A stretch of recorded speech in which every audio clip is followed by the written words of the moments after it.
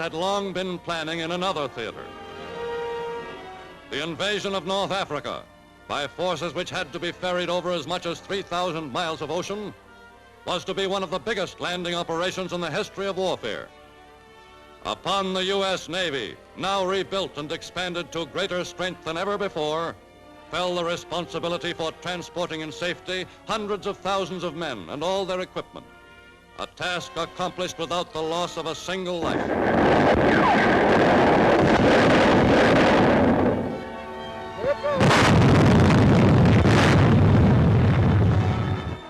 The heavy firepower of the Navy's guns immobilized enemy warships, neutralized shore batteries, and gave protection to the landing forces.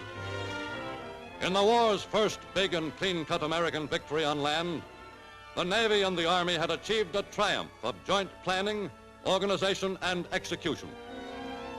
And it was the mounting flood of materials and manpower which the Navy continued to deliver through the Nazi submarine blockade that paved the way for new and smashing Allied victories in the Atlantic theater.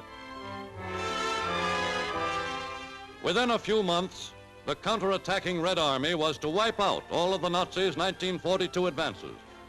And the British drive, begun at Alamein, was to culminate in the great victory of Tunisia. By spring of 1943, the Allied High Command knew that the time was near for which all that had gone before was but a preparation, the invasion of Europe and the great offensive against Japan in the Pacific.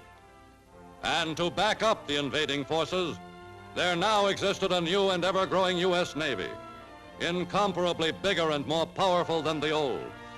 A Navy already valiantly in action on all the seas of the world, from the Caribbean to the Indian Ocean, from the Arctic to the South Pacific.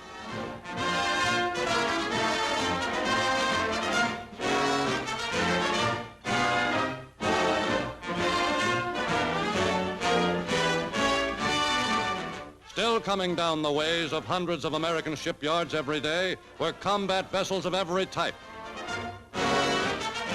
Great ships like the Iowa and New Jersey, unmatched in speed, firepower, and armor. Giant aircraft carriers and fast cruisers.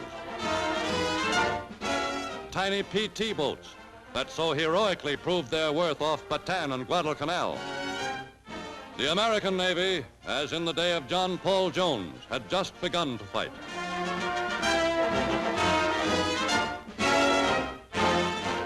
Now at last, there were ships and guns for fighting men who, through hard and crucial months, had to do so much with so little.